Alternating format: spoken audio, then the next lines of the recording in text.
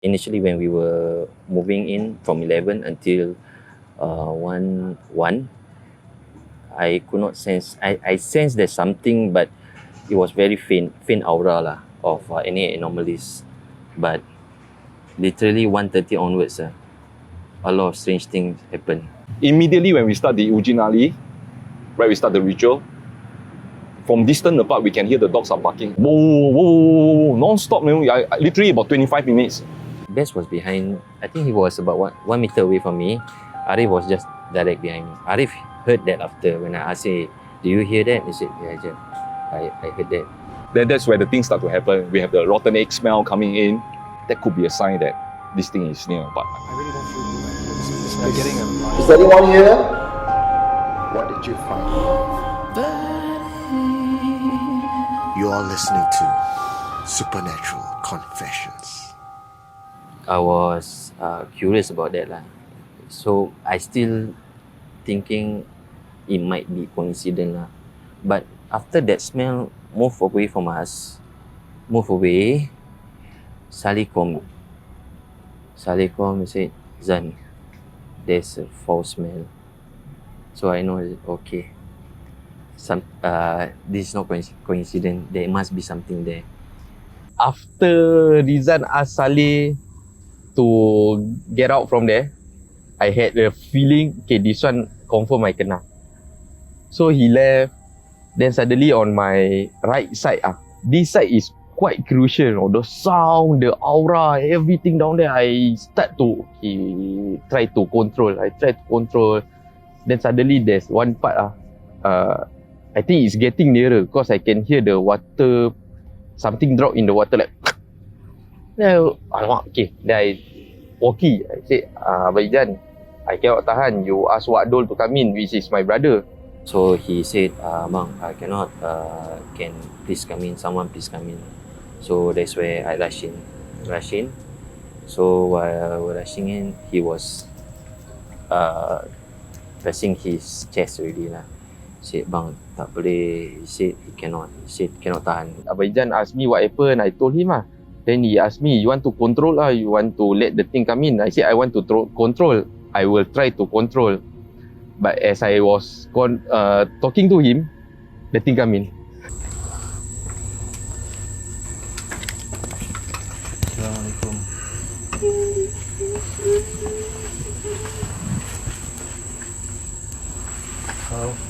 Adakah kau tadi penunggu di sini?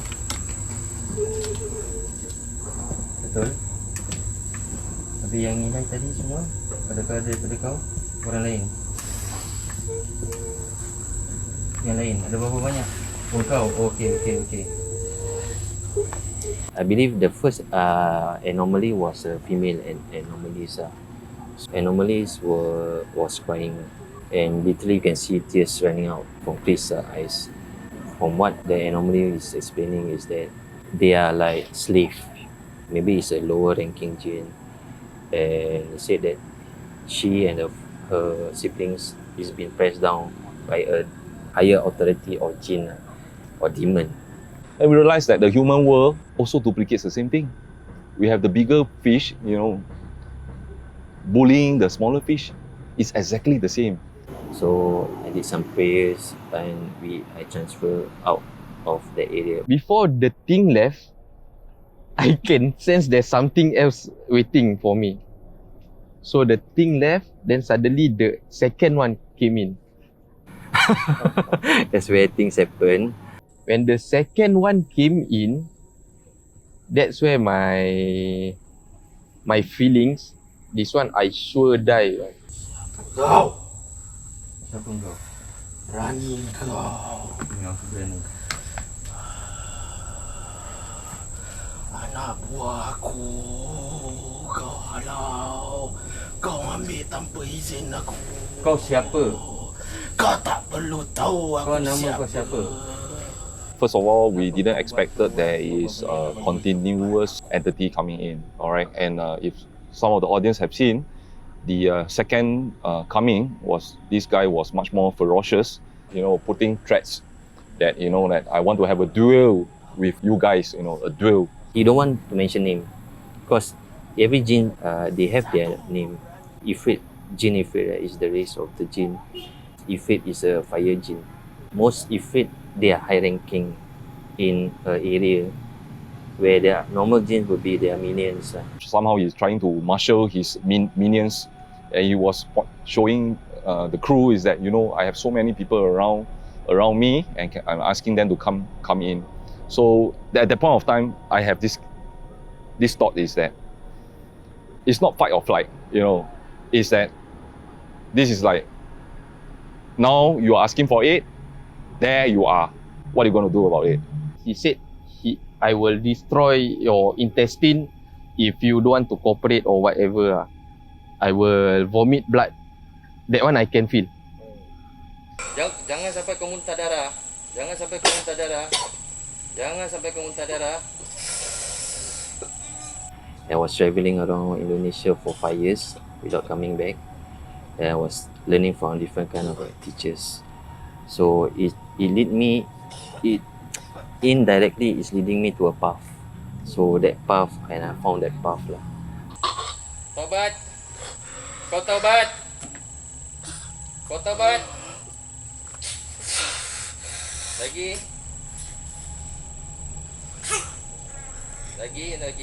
Makin sakit. Makin sakit. To make people commit suicide. To influence people to commit suicide, to do sins. They will earn a ranking. This is how the system works in their world. The more things happen, the more sacrifice that they get, the more ranking entitlement they have lah. After what happened that day, it linked to this conclusion is that we live in interrealm with other dimension, with other beings, and that place seems to be a place where a lot of things happen, and I see a lot of people get possessed. And you see, when people get possessed, it's not directly on that day itself you will get possessed. There's certain times is that when things you have been targeted, right, this jinn or Satan, right, they will come to you. In a way, they will influence your mind. They will influence your heart. The more you feel like, the first thing you want to be is that you want to be isolated. Then after that, for no reason, you feel angry sometimes. With certain people, you feel angry. For certain reason, you don't want to hear some holy words or some Quranic verse or anything about prayers or good. Then the more isolation that you get, the more you'll be more depressive. So it's an influence of mind and your heart. It will influence you until in a place where they can take over.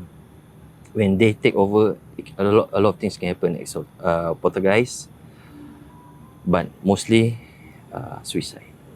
One of the dialogue between the entity and our crew member was that, you know, what he says that I will just watch you and I will pull. And he used the word pull. In Malay word, he say pull. That means tarik. Tarik means what? In Chinese is kui la jiao, right? They say kui la jiao. That means they will pull your leg. So that one actually sealed my understanding, my belief. You know, there's possibilities that if you are unaware, or maybe at the point of time your spiritual thing is unbalanced, you know, if you're emotionally down, you know, these fellas will come in at the right time, because this is where they are. You know, they are just energy. You know, they love the sadness energy or maybe the angry energy. They will come in because it's synced with them. And these stories about the suicide tower really coincide. You see, every suicide, right, is always prepared. It's always prepared. And it's not natural, suicide to be prepared. It's not like you one shot, you want to do something suicide. There must be a preparation. But who is influencing that preparation? Who is pushing you, yes, to that preparation? You might be okay, but inside there's a void. And this void is where it's pushing you. So this is the work of jinn and demon. Yes, where people sometimes underestimate. For years of I'm doing healing, like this is things usually is like that. Yes, be it saka or it's been passed down. But that place, there, you see the similarity of that place, right? Suicide Tower at Pasir Ris and Bedok Reservoir. There is, and you compare that also to Aokigahara in Japan. There is an influence, there is a leader, and there are minions, maybe thousands of minions influencing people to come here, make you depressed, and you can. There's a lot of places for people to do things, but why this particular spot? Yeah, why this certain spot of that area that people want to do suicide? There is a calling. There's a dark calling. What did you find? You are listening to Supernatural Confessions.